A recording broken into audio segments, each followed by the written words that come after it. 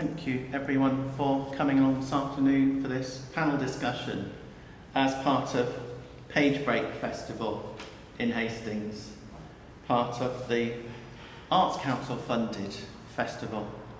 We're here today in one of the I don't know if a cradle of the printing press can be described. That's a terrible set of mixed metaphors, isn't it? But one of the most important places across the South Coast where printing and journalism and publishing has been taking place. A now empty building, no longer used for publishing, but once full of printing presses rumbling and thumping and thrashing out thousands and thousands of copies of newspapers, the Hastings Observer, and a whole series of titles across the South Coast, all generated in this building.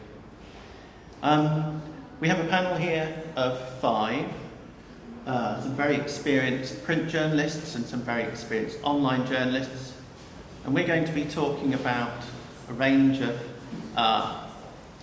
journalism issues, situations and factors to do with journalism, and hopefully we'll be talking about some of the confronting issues of journalism as well.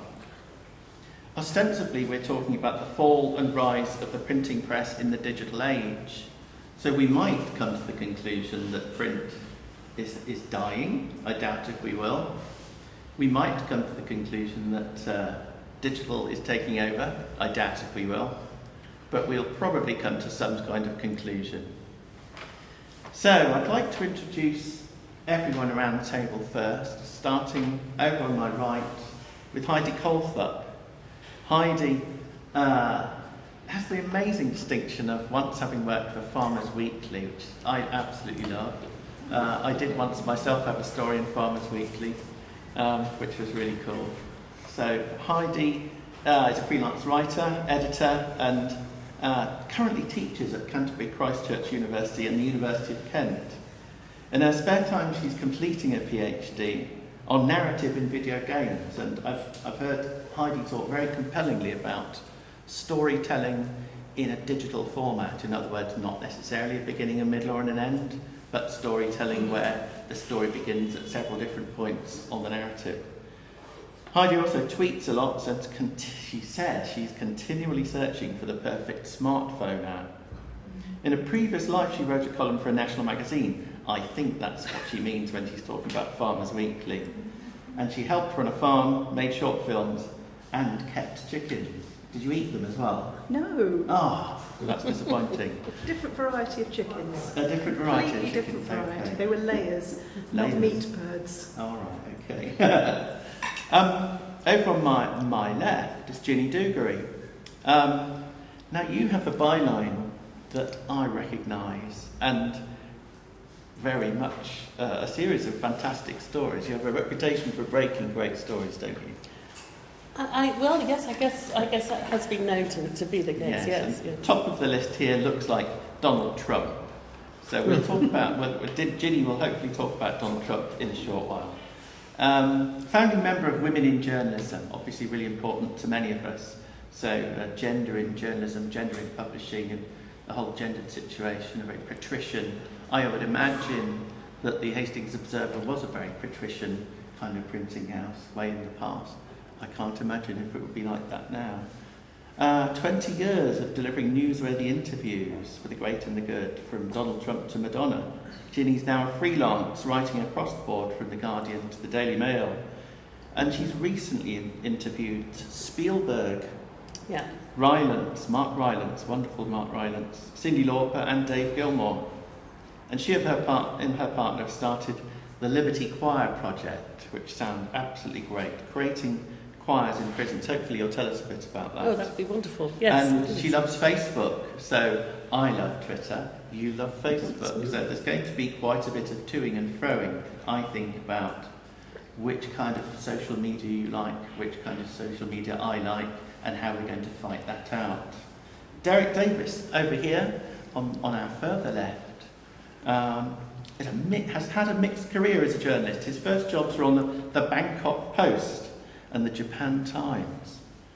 In 1973, he joined the staff of the BBC newsroom of World Service Radio and was a producer for the Today programme on Radio 4, which in the Jack Demanio days. No, after Jack Demanio. I used to listen to that when I was tiny. Returning to Asia in 79, he joined Emphasis HK in Hong Kong as editor-in-chief and general manager. There were lots and lots of UK journalists in Hong Kong then, weren't there? Yes, they were. And And still are. they variously came back over when Chris Patton came over as well, and now they've all gone back, haven't they? I imagine there's still a lot of them because they've still got a vigorous English language press there. And I haven't been back for a few years, so I haven't counted them, but there's a very vigorous foreign correspondence club too. So there's a big press corps. Foreign Correspondence Club is quite notorious for its activities, social activities. One member is Claire Hollingsworth, who's 105 years old. I think we should go back to talking about Claire Hollingsworth when we get to talking. I think that those are that's the high ground of journalism, isn't it? So you also work as a freelance writer and photographer. Lots of travel writing. That's true. So that was the most recent big newspaper job was travel writing on the Daily Telegraph, wasn't it? Well, that was some time ago, actually. I did quite a lot for the Telegraph, but I haven't been doing that more recently. I've been doing more travel book type stuff. Telegraph I haven't written for a few years because I went back to Thailand and lost my contact with Lots of the Telegraph. Lots of photography though. Yeah, I'm still travelling and still taking lots of pictures and wondering what to do with them. That's another digital facet. Let's go over here briefly. Adam Tinworth. I know Adam's work. I've seen a lot of it online, and I think the thing that I've seen a lot of is live blogging of events. So we're straight into a different sort of journalism requiring a completely different set of skills. Pretty much living on your wits, moment by moment. Possibly, but I only started live blogging because I was sat in a conference taking notes as I would have done normally. And then it suddenly dawned on me that when I got back to the office, they were going to give me maybe 300 to 600 words to write up this conference. And if I just organised these notes a little bit as I went, I could stick them up online and they were useful to anybody who wanted to use them. And it wasn't so much the skills were different, it was just rather than taking notes and then stroking my chin and writing something reflective later, I was taking the notes in a more organised fashion, putting them up, and just that proved to be useful for a lot of people who wanted the raw facts rather than my reflection later. You can still do the reflection later, but the technology is just opening up more opportunities to publish the things. So were you one of those people who had an early adopter of the iPhone, using that as the centre of all of your kind of digital journalism practice? I was a very early adopter of the iPhone, but I think it took a little while before the iPhone was in a state to be useful. The early camera was rubbish. It didn't do video initially. You didn't have apps initially. So although I loved my iPhone from day one, it definitely wasn't the centre of my working method. It probably still isn't the centre of my working method. And there are some very good people doing very good work at mobile-centric journalism, and it is a powerful thing to have a device in your pocket which can, produce broadcast quality video. The BBC are doing lots of interesting stuff around that. They can produce, photography good enough to go on billboards, and yet can connect to the internet and upload. I mean, that's a powerful journalistic tool. But there are still, the corners are still being rounded off, and I perhaps habitually I still find most things slightly easier to do on a laptop. But I do find myself using iPhones and iPads more and more. And as well as, you've got an amazing client list here, so you work for many of the nationals, including the Times, the Telegraph, Mail Online and the Financial Times, and a range of B2B titles. Interestingly, you are a visiting lecturer at City University specialising in emerging digital formats. So when we get round to individual people talking about their work, let's hear about that. That sounds amazing. And last but definitely not least, Catherine Flett, another byline that I recognise, a critic, an author, an ex-Glossy magazine editor, former star of BBC's Grumpy Old Women series. That's great. Excellent. We could do with some grump here. So you started your career on ID in the 1980s. And you moved to The Face as fashion and features editor. Men's magazines like Arena and Arena On Plus.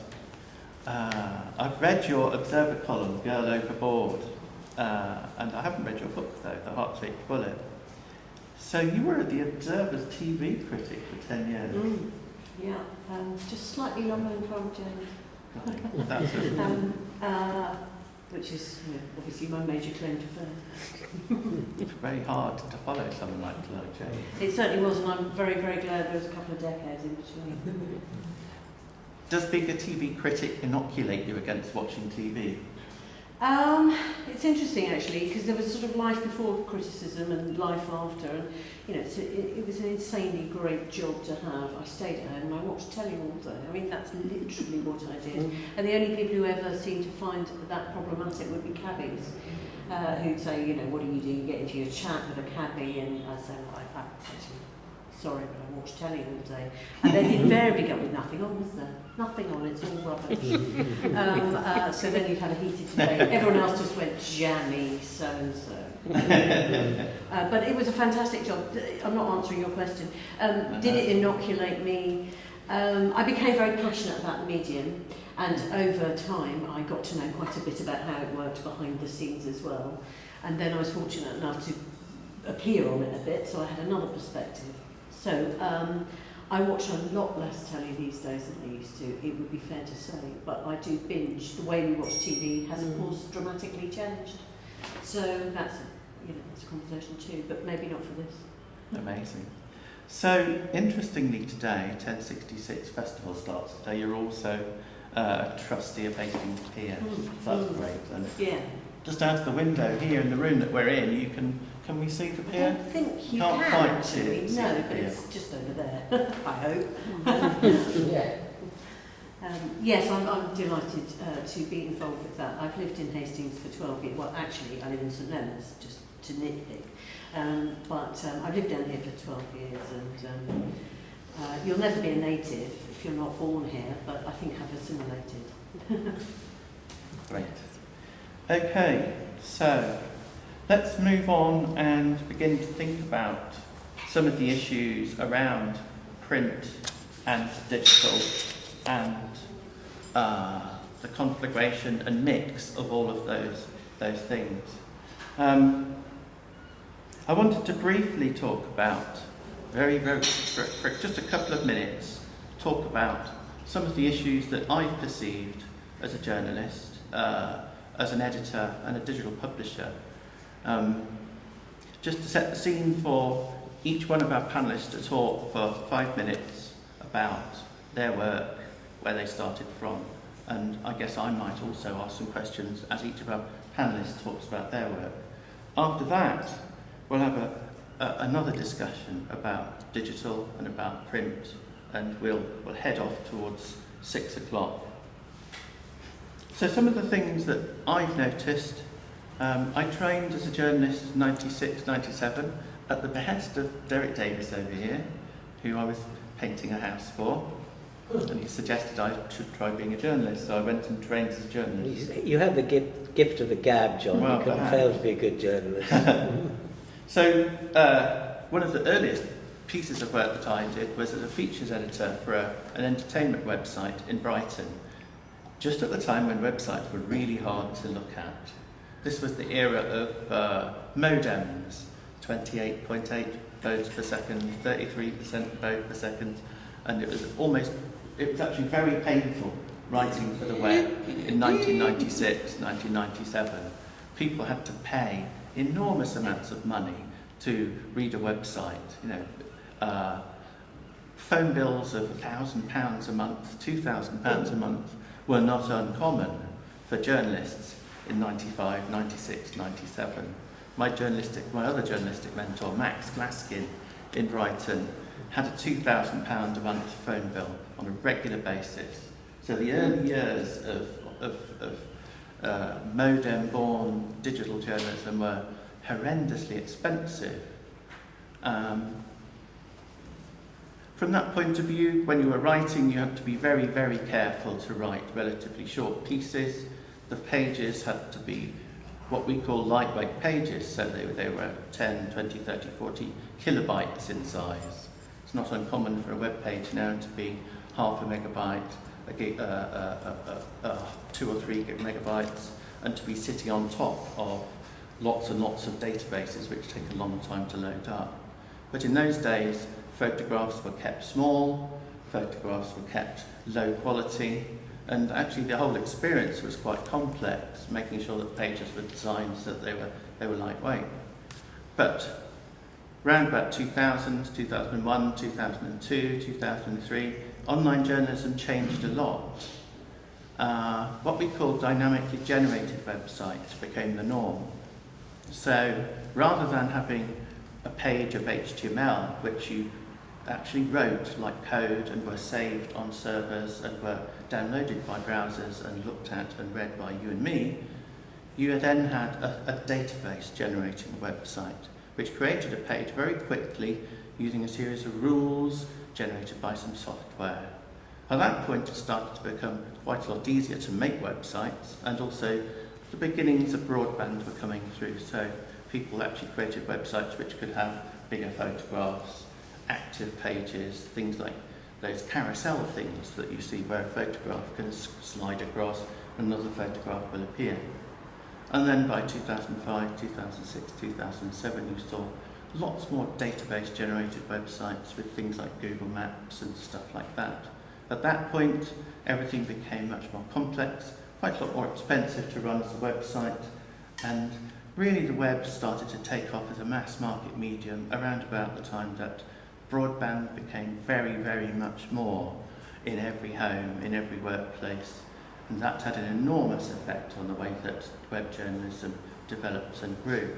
And that broadband era paved the way for people like Adam to live blog a conference, so you can see a web page appearing before your eyes as a conference or a sporting event takes place. And now it's commonplace to go to the BBC website and see when there's a Grand Prix or a football match taking place. It's commonplace to see the event appearing before your eyes, live blogged, written about live by a journalist. And it's typical to see a mixture of awful typos, fairly commonly made mistakes, misidentifications of sporting players, just in the same way that when you watch live subtitles on the BBC, it's making mistakes all the time. So luckily, in the case of live blogging, we have a journalist sat there. And I think this is a really interesting and very pure example of trained journalism in action. It's not like shorthand, it's not like knocking on a door, it's not like the old craft of journalism where you're researching. This is thinking on your feet, thinking, writing, thinking, listening, writing, in a constant bubble of sweaty and fevered creation. And Adam's he's even now looking really sweaty. Oh. So all of that, online journalism is taking place. The other side of online journalism is also evident. You go to the Daily Mail website, if you must, or the Guardian website, or wherever, and towards the bottom of the page you'll see what we call clickbait articles. So these are articles that they are wholesaled. These are articles and pieces of content which are wholesaled by publishing houses or advertising houses. These are content houses.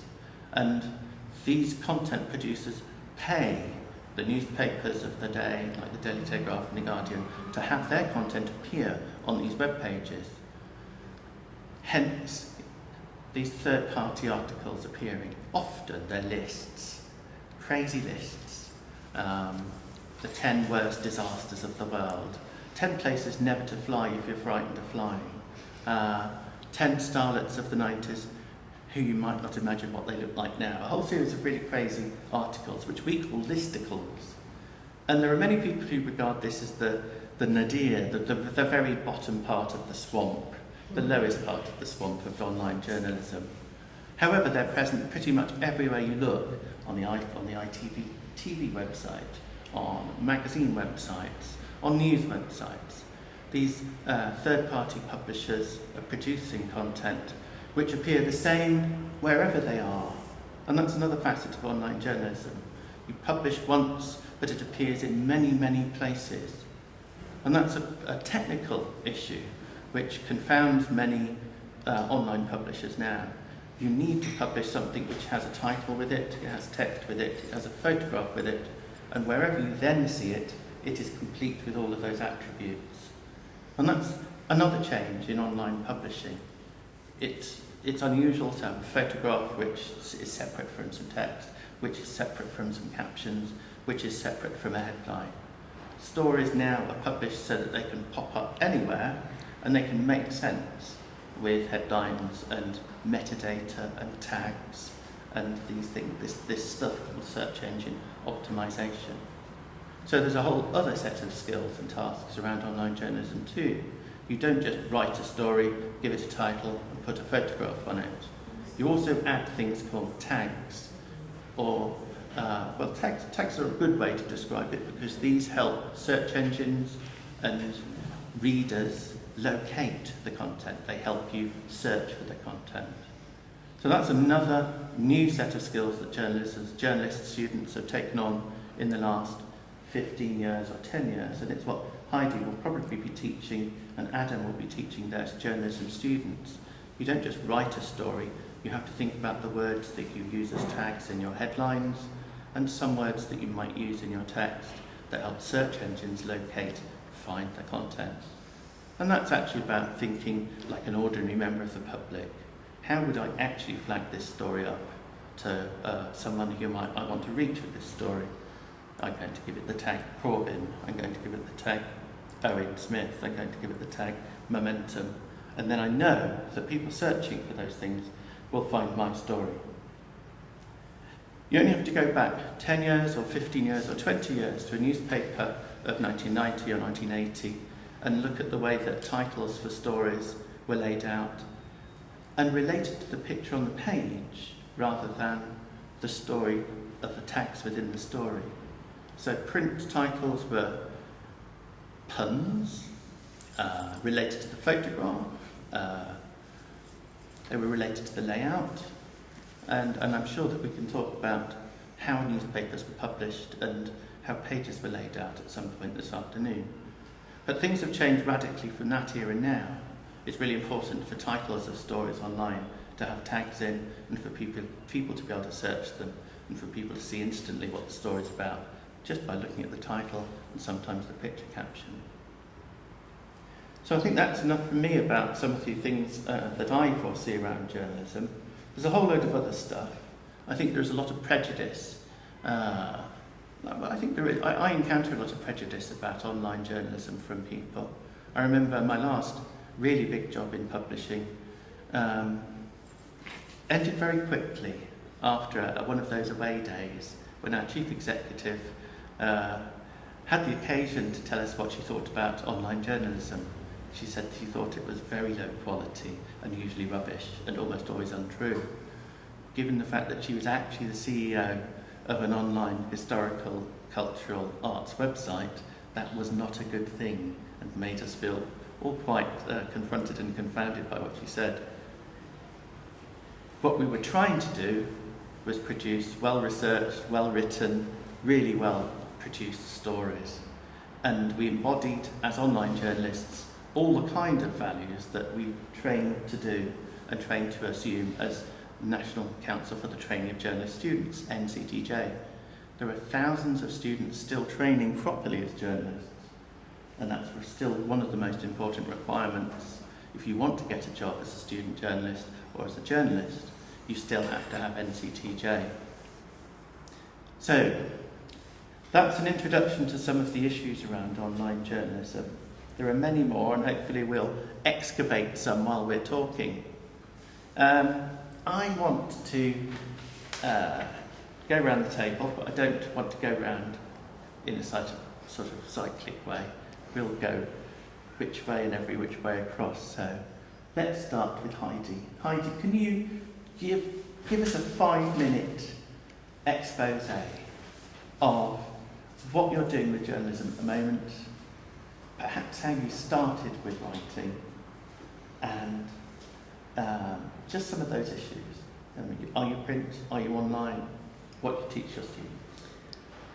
I suppose if I start with how I got started, I don't have a background that includes any NCTJ. I got that right, the acronym right. I didn't do anything like that at all. I was actually a teacher, a primary school teacher, and then gave that up to have a family. I was married to a farmer, and I needed some money, which probably tells you a lot about the state of farming in Britain. So we regularly had the Farmers Weekly magazine each week, and I had read it and was quite disappointed at how few women appeared in it, even though the editor at the time was a woman. So this is about 15 years ago, I think. I emailed the editor and said, "You don't have enough women writing for you. I'm a woman. I'm married to a farmer, I can write for you." And I obviously sort of called her at the right moment, because she replied within the hour and said, "Yes, you're right. Tell us what you're going to write about." So I sent her an example and some more ideas. And with that, she said, "Right, this is going out next week." And it did. And the day that it went to press and came out, I got a phone call asking me if I would be willing to be one of their regular columnists, one of their opinion columnists, and I was the first woman opinion columnist. So I was slightly taken aback, and I very much felt, and still do to some extent, feel a bit like an interloper, because I just sort of, did it very quietly and didn't have a long experience of, sort of sweating away with a notepad and going around places and doing all of that proper experience and training. But I'd been writing for a long time. I then took up doing freelance writing, very much for magazines and websites. And with the work that I was doing with the Farmers Weekly and all of the freelance work, it's always been web-based. So I've always been in a situation where I've either emailed editors or responded to things and then sat at home or gone to review things, but very much have always sent things in via email, and then later using various different types of content management things online. So that was sort of how I started, but I've always been somebody who's had a bit of a portfolio career, so I then also ended up picking up some teaching at Christchurch, and I was teaching creative writing and some English literature. I was also then, I picked up a fiction editing job for a journal, and just very much going on networks, meeting people, having conversations and saying, "That sounds like a brilliant idea, I'd love to be involved," and then things developing on from that. So even now I still freelance a lot. And most recently I was the editor for a small local magazine in Thanet. Well, I say small, it actually has a very large readership, but the magazine itself is fairly small and modest.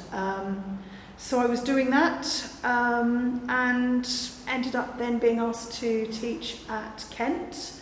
And so those two, working at Christchurch and at Kent, have been the things that have paid the bills, because sadly the writing doesn't. I've never been a novelist. I have, I think, 2 or 3 unfinished, quite bad novels sitting around that will probably, hopefully, never see the light of day. I've always written very much the short form and written feature articles. And as I say, I've sort of done bits and pieces for magazines and websites. So to that end, that's what I teach broadly. But I have students at Kent who are language and linguistics undergrads, and I teach on a couple of modules there, but the one that I've taught most is writing for the media. And the students doing that want to go into journalism, a great deal of them, or at least working for the media. And for the most part, I'm not sure it's had anything to do with me, for the most part we have quite a lot of success.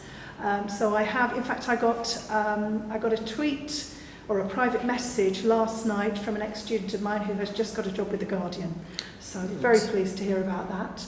And in fact I've got another student who is due to start working for BuzzFeed in California as well. So, you know, and they sort of come back to me and say, oh, thank you so much. And I think, well, actually, you're the one that did this. Please remember me when you're rich and famous.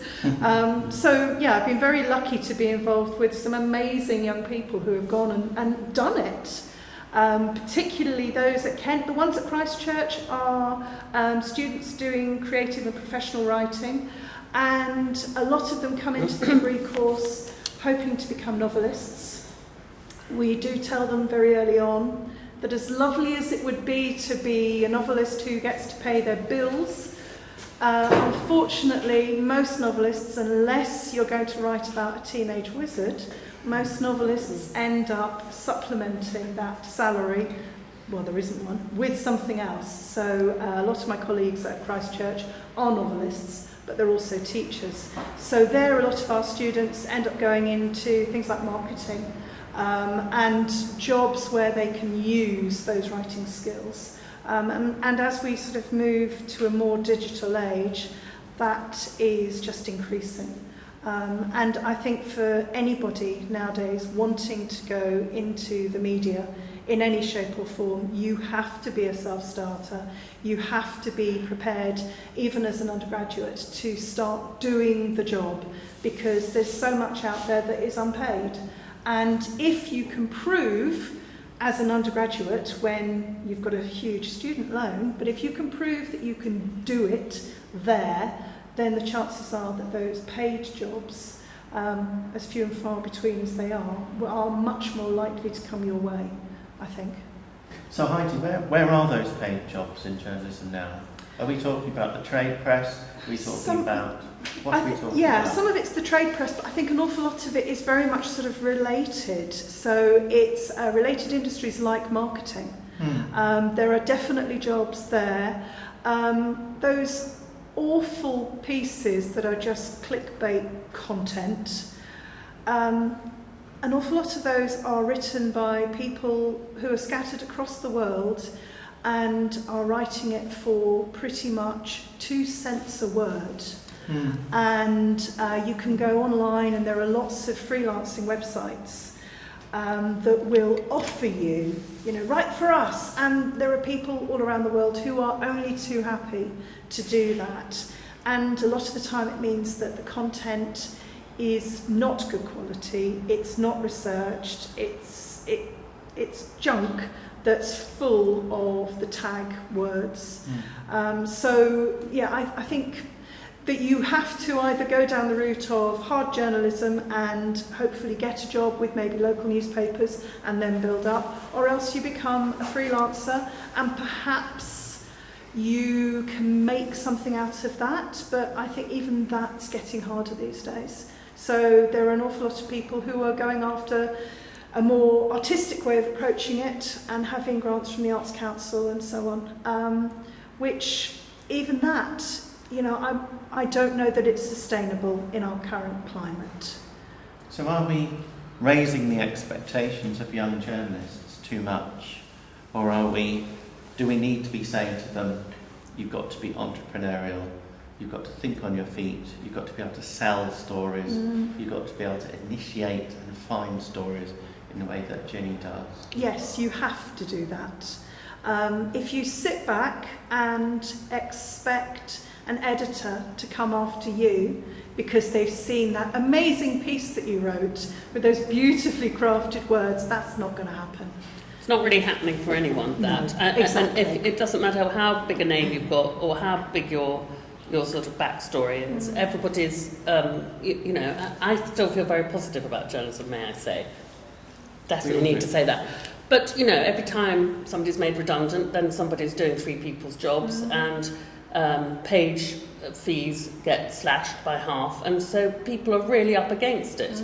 And to some extent, I don't think, even though I still love journalism and I'm still working at it, thank God, I went into journalism, I don't know about you, Kate, or any of us, because it was fun. I thought, what an incredible job to have. You know, getting to meet the most amazing people, getting to spend time with them, being as cheeky as you like, you know, asking them impertinent questions. And that's a huge key. All of that. Having that cheek. You've got it. If you're not cheeky, and if you're not a bit pushy, and if you're not definitely extremely nosy, I don't know what you're doing being a journalist, really. Yes. But I think it isn't as fun for them. I slightly feel quite sorry for the people who've still got jobs in a way, because they're waiting for the job to go, to disappear, for sure. Depending on where they're working, of course. Depending where they're working. Because we have friends of people going into BuzzFeed. BuzzFeed's growing. Yes, depending very where they're much working. Let's talk the journalistic. mainstream press then, I guess. Well, the old Fleet Street. yeah. The old Fleet Street. Yeah. If you're a print journalist, then yeah, absolutely, you're waiting for your job to go. Yeah. We'll get to that.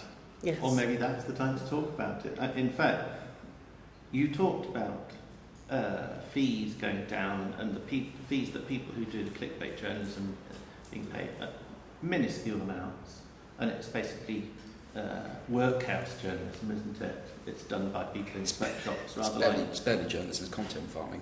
Yes, It's on its second wave. The first wave was search-oriented. There was a whole group of things about 7 or 8 years ago called content farms. They just stuck ads on very cheap content. They're highly optimized for search. Worked for about 3 years, then Google killed it virtually overnight with something called the Panda update. They're now doing the same thing, but with either social farming, so getting it promoted through social media, or by buying slots in these advertising slots at the bottom of articles, these related links, these Outbrain or Taboola type articles. So that's really interesting what you just said. Google changed its algorithm, and overnight, an entire section of digital journalism becomes uneconomic. I would still question whether you could actually call it digital journalism, but it was digital writing. It certainly wasn't journalistic. But yes, Google. We live in a world where there are two algorithms which dominate traffic. You know, the 2 biggest sources of traffic to news sites generally are Facebook. It's the biggest. For the last 18 months, it's been the biggest. And secondary is Google. But these are both algorithm-mediated services. Both of them have algorithms which decide what you as the searcher or you as the Facebook consumer you see. Therefore, both of those are controlling the relationship between reader and journalist at the moment. Well, which is not necessarily a healthier state of affairs. Let's go to you then, Adam. Let's hear more about what you do. Let's hear more about what you observe about the digital journalism or the content economy. What you're talking about is fascinating. In fact, there was an article by Kath Viner, wasn't there, a couple of weeks ago in The Guardian, where she talked about the way that Facebook and these giant social media platforms, they're taking in, they're sucking in vast amounts of content from all publishers everywhere, and they're matching that content with their absolutely ginormous audience. And what they're doing is they're cutting out the middleman, in this case, the publisher. So the Daily Telegraph, the Guardian, whatever, their content, their news stories are being sucked in by Facebook, matched with content, with audience, and it's Facebook which is making the money. And so even though the Mail and the Guardian and the larger publishers have got really, really enormous online audiences, they're not making the money that they were making when they were attracting audience directly to their own sites. So what can you, tell us a bit more about how you observe that, Adam, and also tell us about your work. I am like the classic self-starter. Again, I don't have formal journalistic training, but I started off running a newspaper for the children on my street when I was 7. which I laboriously typed up on my mum's typewriter, then cut out and pasted up, and my dad photocopied at work. So thank you for BP for getting me started in journalism. And then on to school magazines, student magazines at Imperial and Queen Mary's, and then into my first job in trade publications. That all went very well, and then I got another job when I was fairly frustrated, because I suddenly went from an environment where it was everyone pitching in, small magazines, small titles, to it's like, why do you never use my headlines? We don't read your headlines. It's his job to write the headlines. Oh, right. What about my suggestions for pictures? No, his job's pictures. And that I found really hard. It was a well-paid job, but I was stuck there for a while. And then in 2001, late 2001, I was invited to an early blogging site called LiveJournal. I remember just typing something and pressing publish, and realising it was on the web, which seems trivial now. But at the time, as John and I know, it was actually quite hard to publish pages. And more than that, the magazine I was working for at the time had quite a successful online site since the mid-90s. But even then, in the early 2000s, was only publishing to the web twice a day. So they stacked up all the stories, then pushed to live twice a day. And I suddenly realised that here was this free platform that was putting out better pages than we were, and you could just press publish and it was online. And suddenly, well, two things happened in my head. Part of my head went, oh shit, we're screwed. Because when everyone can publish, that suddenly changes the dynamics. And if our big expensive system is worse than this cheap free one, we were in real trouble as organisations. On the other hand, the other part of me went, oh, goody, because suddenly I could self-start again. So I sort of, for a while, I had this parallel career where I was quietly blogging on the side, and I've hit my 15 years this autumn, which is kind of scary. But I was also just doing the day job as well, which was actually funding everything. But the two came together in 2005 when I was working for the same company that publishes Farmers Weekly, actually. And a chap, Carl Snyder, who now heads up Farmers Weekly, came round looking for people within the organisation who knew something about digital, about forums or Web 2.0, as we called it then, rather than social media or blogging. And my editor called me in and went, Adam, do you know anything about this blogging? I was like, yes, I've been doing it for 4 years, Peter. So I ended up then seconded centrally to Reed, working on digital development, and that led to me going independent beginning of 2012. And now I do a range of things, but mainly I go into publishing companies and I help them figure out how to do digital better. Largely through training, which is almost entirely the fault of Sarah Marshall, who used to work up the coast in Brighton at journalism.co.uk, but now is the social media editor for Europe, Middle East and Africa of the Wall Street Journal. She got me into training, and there just has been a bit of a boom market for it. So I spent a lot of time in big nationals, both here and overseas, and literally about 36 hours off a plane back from Singapore. So my body thinks it's about midnight right now, so if I drop off, my apologies. But also training at City University, where we're quite lucky, where a lot of our students do go into either pure online roles. Particularly I work with what we call our interactive masters, which is the beginnings of a true online journalism degree, if you like, where we give them special training on social video. About half last year's graduates are now basically Mail Online social video team, which they built over the last 4 months. We do a lot of social media stuff.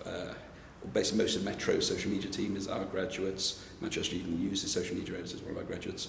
A couple of them work over at the World Economic Forum. We do data journalism, we do, which is not my speciality, other people do that, do a bit of coding, all of these sort of merging skills. And they, broadly speaking, go to good jobs. Most of the newspaper students who I also teach digital skills do pretty well. But so, I mean, there are still the opportunities out there. The problem is we are in a massively changing world. So my view of the world is the print is dead, but only in the Doctor Who sense. In that it's falling over, looking very unwell, but there's going to be a bright flash of light and we'll get up looking completely different at some point in the future. And we can already start to see that happening. New forms of media do not tend to kill off old forms of media. I often joke with the students, new media kills off old media. Always, nobody goes to the theatre anymore. Nobody watches movies. It's all TV. It's not true. TV obviously changed the role of theatre and changed the role of movies. The dynamics of them change, but it doesn't kill them off. It's very rare. About the only thing that ever got killed off was the monk scriptorum that was killed off by the printing press. But other than that, pretty much everything has survived. But it's going to change, and I suspect print is going to end up highly polarised. I think we're going to end up with very expensive, very glossy, highly produced, beautiful magazines, And I'm a buyer of those, despite the fact I'm relentlessly digital most of the time. I love those things. I had a horrible panic about halfway through the flight over to Kuala Lumpur when I realised I'd left one of these expensive, beautiful magazines in the living room within easy reach of my 1-year-old and my 4-year-old. And I was rather worried I wouldn't come back to it. And also cheap and experimental. But on the mainstream is going to move to digital because it's just simpler and faster and easier for people to access. And it's very difficult it's very hard to compete with easy, essentially. It's harder to make, if you're producing something that is harder to access and harder to use, and particularly given that, I've put my phone over there, but the mainstream consumption device for news now is the mobile phone. And that's happened in the last 2 years. We've crossed over to the mobile phone being the dominant news consumption platform. Somebody's got something in their pocket all the time, constantly connected to the internet. That's easy. That's an easy way of getting news. That changes the dynamics.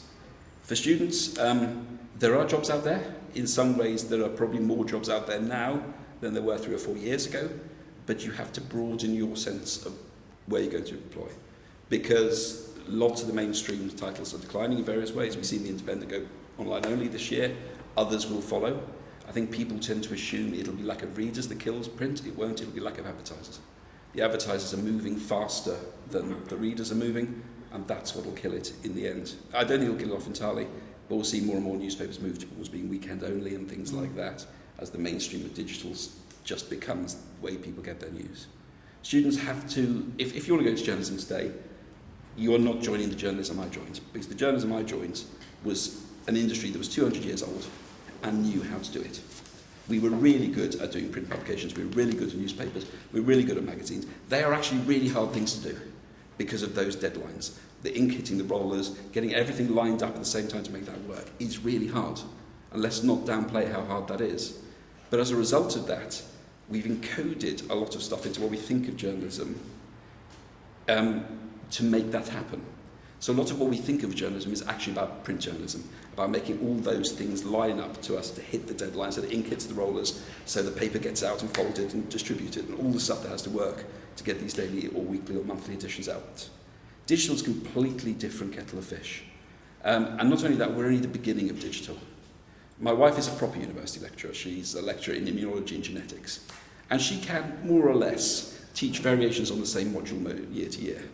Whereas the digital stuff I teach at City, I'm having to rewrite most years because the environment around us is changing so fast.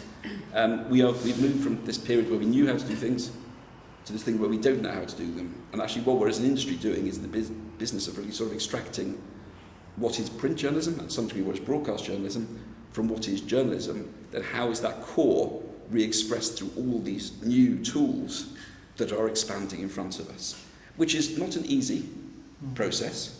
So are there some core values, some core journalistic values which have carried over? I would like to believe so. It's what keeps me in journalism. I did, when I went independent 4.5 years ago, I did flirt with the whole content marketing area, and I couldn't quite bring myself to do it. I don't think I mean that. I think what I mean I mean finding great stories, yeah, knowing some great sources, being the first person to break a story. That was the tricky one. That was the tricky one. Because the first two I'd agree with you completely. Knowing great sources, for example, social media is fabulous. Social media, for the people I see working at best, is just another way of working a beat. You can work a beat on a wider scope than you could before. So go back to the beginning of newspapers in sort of coffee shops of London in the 17th century, and you've got a beat you can work by your feet. And then letters, then telephone, then email, all of these things expand the way you can work your beat. Social media just adds to that. The nose for a good story, nothing changes there. A good story is still a good story. The being first thing is that's more problematic. The problem is, if your story is simple, the life of your exclusive is about 30 seconds, if you're lucky, before somebody puts it on Twitter and then it's gone, because it's no longer yours. For the exclusivity to matter, it's got to be something that can't be easily, the core of the story can't be something that's easily replicated in a tweet. So because it's just a factor of the different medium. Print, you have an exclusive, everyone else gets the exclusive the next morning with their papers and goes, oh shit, we didn't get that. But we'll have to do a follow-up for tomorrow. So you had 24 hours of exclusive. Now, literally they can be redoing a write-through of your exclusive within 10 minutes. So the exclusive thing is far less important than I think loyalty. The thing I'm most interested in right now is perhaps our industry's failure to work on loyalty through the early stages of digital, which has meant Facebook and Google putting themselves in the way of us and our readers. Because there is a real problem with the internet for everybody, which is too much information. But there's now more information than anybody can reasonably cope with.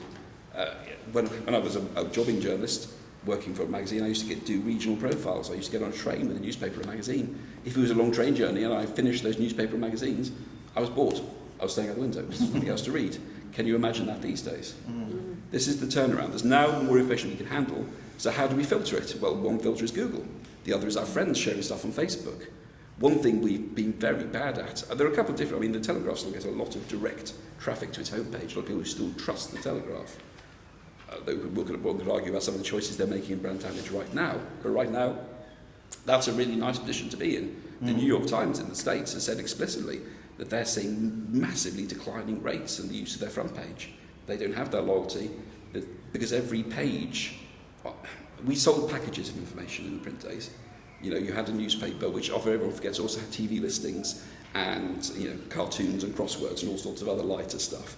Whenever people look down the nose at some of the lighter stuff in digital, they conveniently forget all that stuff in print. Online, you sell a page at a time, and that's part of the problem. Because a search engine result brings you to a single page. A social share brings you to a single page. And trying to find ways of bringing people back to trusting a single source is, I suspect, or a single group of sources, one of the big challenges of the next decade. That's really interesting. You hit on a couple of points there which I'd like to just come back to a little bit. One of them was, you talked about when you first started publishing online, you realised that you could publish and you didn't have to wait until print time or the deadline. Or ask anyone's permission. You go live straight away. And that's a really crucial difference between print and online, isn't it? Yeah. So it was that realisation that you don't need to wait until 6 o'clock or 7 o'clock or 8 o'clock when the presses were closed, that everything started and the print run started. Actually, it was a moment where you could publish at any time of the day. And you can update that story, which is kind of hard to do in print. And the second thing you said was the domination of these devices now means that people read stories at 8 in the morning on the train or 9 in the morning on the way to school. 5:45 a.m. if they're Financial Times readers. So there are now their biggest traffic spike is by 5:30 to 6:30 in the morning when their readers will roll out of bed and just fill me in overnight. What happened overnight? What happened to the markets overnight? I need to know this stuff before I go into work. So are there particular sorts of stories or particular kinds of content that are published more at certain times of the day? There are the most... So would you do a long read at 7 in the morning, or would you do those on Saturdays or Sundays? It depends on your audience. It depends massively on your audience.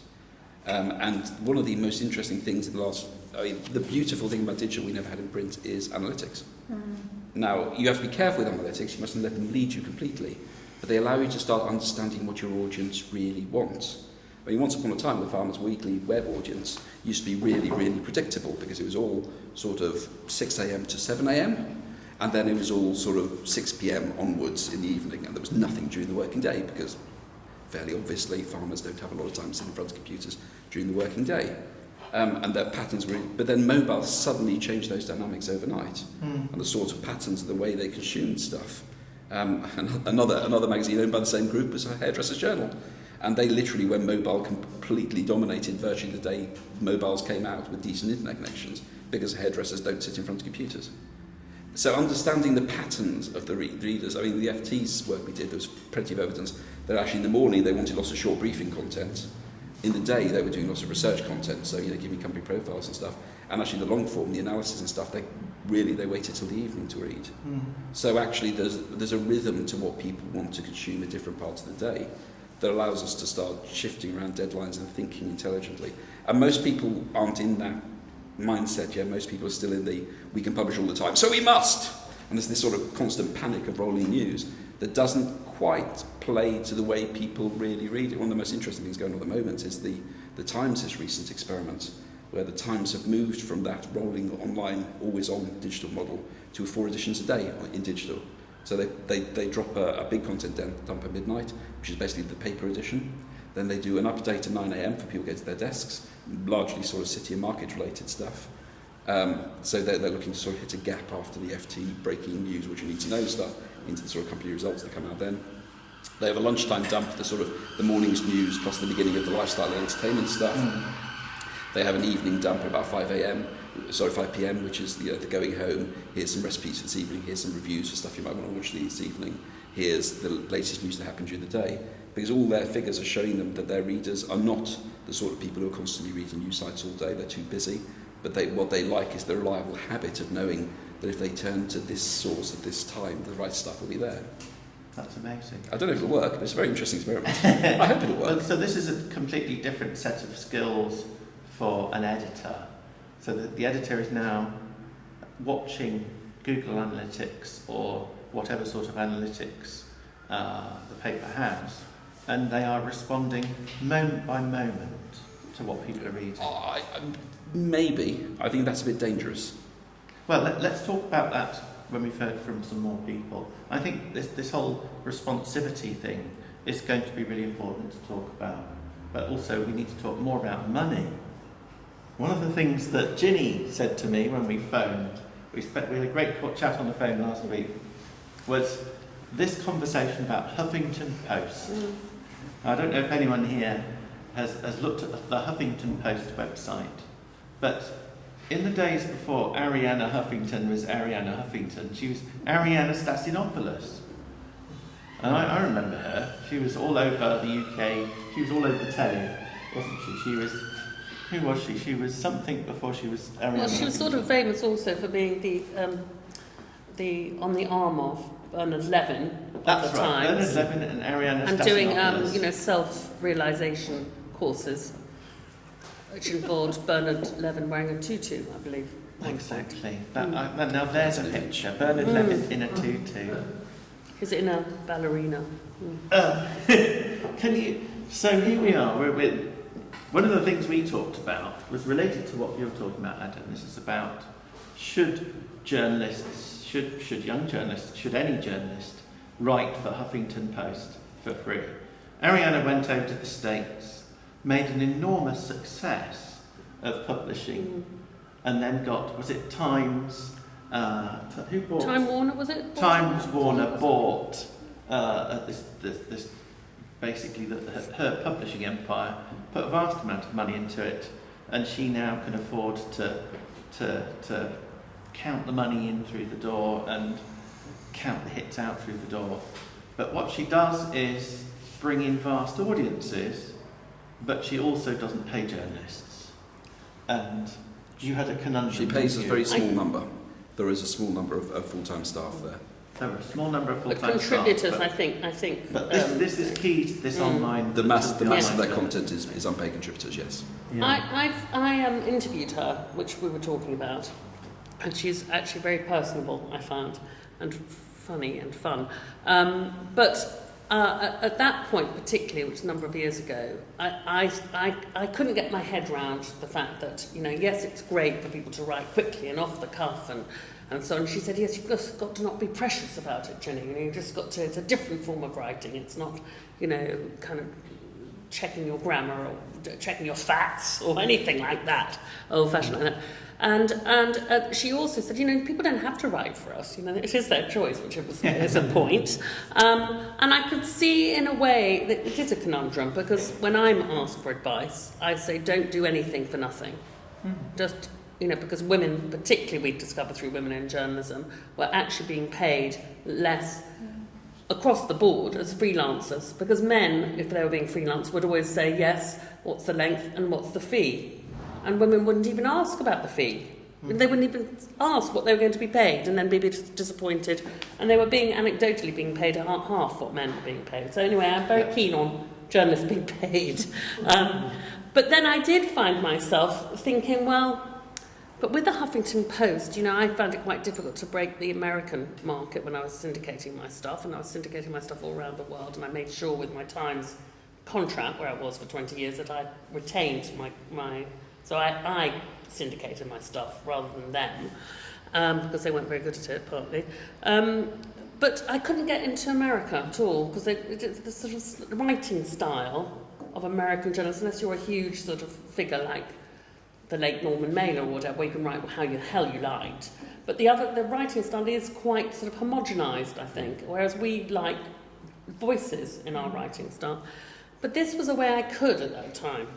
And so I actually syndicated my stuff, and I didn't get paid for it, which was sort of goes against the grain, rather, on the Huffington Post, because I liked the idea of having an American readership. And I quite liked also being in very good company. And I think that was, if you like, a sort of democratisation idea that, you know, Barack Obama is writing alongside you. Hillary Clinton is writing alongside you. You know, these incredible people. And they might just more likely perhaps see your piece than they might, who knows. I could see why it was alluring for people, and I did go along with it. Of course, then when the Times went online, they weren't very happy about it, and that was the end of that. But I did do it for a while, even though is it hypocritical? I don't know. No. To have my words appear and not be paid for it when I'm telling everyone you must be paid. You know. I think that's a great rationale. What can you say about the difference between American journalistic style and UK journalistic style? It's not about online. It's really about that media space over there, isn't it? I think they're quite conservative, actually, in America. I think there is a sort of correctness, purity. You know, my partner who's American always says, well, it's your fault, the British, you know, you came over with all your Puritan ideas and so on. And you know, the way they don't, you can't be a nudist, could you, in America, for instance? Absolutely not. No, not yet. I haven't think that these days, but that's another story. But no, I think the fact is there's a sense of house style and of the way, you know, that whereas here there's a sense of, you know, every newspaper in my thing of doing interviews would have an interviewer, and they had a very particular voice, and they were always, and every newspaper wanted their interviewer to have a very particular voice, and that was part of the appeal for people.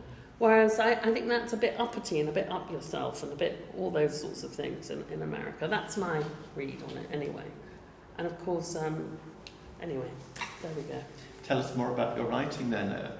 Who are your biggest rivals? I used to love reading Lynn Barber's. Lynn Barber's brilliant. She's brilliant. And there she is, she's still there. So, you know, although I think there is a bit of creeping ageism, Lynn's a sort of, a case apart, I would say. Is this an appropriate time to tell my story? Absolutely.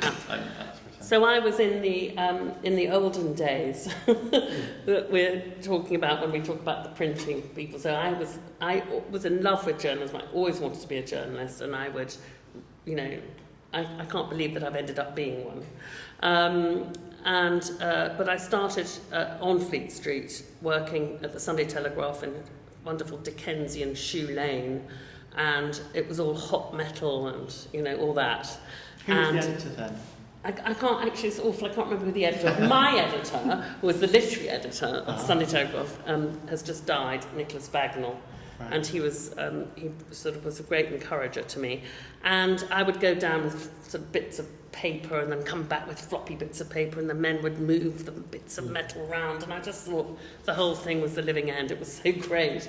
And I started to write, I was given, you know, being keen, little book reviews to do, which were a paragraph, and I saw my initials GD, and I thought, God, this is amazing. And I went really from starting there to going right at the other end when I worked for the Times for 20 years. So I started in 1992. And really my thing there was the very long interview. So it was, you know, typically 5,000 words. I think with Madonna, 10,000 words. It's unbelievable, really, to think of it. and having, you know, I don't think I can plot my whole career, so shall I go straight into the Times, I think.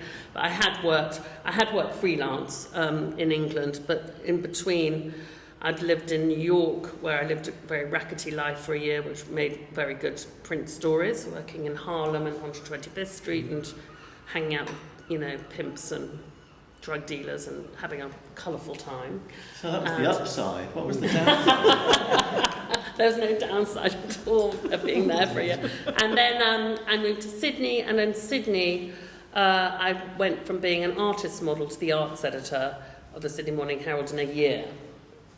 So I thought that was quite good. And I think actually if I hadn't moved, if I'd stayed in England, I'd still be a sub-editor. That's what I feel. I think that there's a sense of, I would encourage any young people, however sort of insecure the job market and all of that, to get out there, go, travel, live a life, do interesting stuff. And I think there's something about living out of your normal context that allows you to be anything. I would never have been an artist model in England, no way. But neither would I have had the balls, I suppose, to go for being an arts editor and then landing this great job where I interviewed all the sort of stars that came over, so George Harrison, Gerard Depardieu and all of that. And then when I came back, having had a child, my husband, all my friends who had left behind, I'd been away, I'd lived in New York and then Sydney for 7 years, had all done quite well with their jobs. So I had places to write freelance, and I had a great portfolio with all these international people. And then I'd worked as a sub-editor, I'd worked as an editor, and then I did the thing that really I think I'm best at and that I like best, and that's interviewing famous people and asking very cheeky questions. And I didn't really set out, I was a hopeless news writer actually, hopeless, especially I wasn't given great subjects like, you know, controversy in dog world, and we're not talking crafts, which might have been quite interesting with the assassinated dog and so on, but no, very boring. But it's so kind of odd that I ended up doing interviews that did make news. And actually, in those days, there was this absolute divide between sort of quite snobbery between the two sections, actually, you know, hard news, and soft, fluffy features. And therefore, when the stories did become front page news stories, there was a sort of slight consternation. How can this happen? So tell me about the Felix Dennis interview. Oh, it was a mad one, wasn't it? Well, Felix Dennis. Ginny interviewed Felix Dennis, during the course of which he admitted to something which he later retracted. Under great duress, retracted, yeah. So tell us a bit more about what he admitted to. Well, Felix Dennis, the publisher of the late Felix Dennis, and now we'll never really know, in this world anyway, was the publisher of Maxim, and I suppose he first came to fame, is still most famous for being the thick one in the Oz trials, you know, where the judge had said, "You're not quite as bright, are you, as the late Richard Neville." Just passed away too. Passed away, so you don't really deserve such a long prison sentence because the other ones were brighter and knew what they were doing. So I think he spent a lifetime trying to kind of prove to people he was a poet and he was a man of great... But he was also a little bit like Tony Stark, wasn't he? He's like Tony Stark of the publishing world. You can imagine him stroking a white cat, surrounded by beige leather and all of that.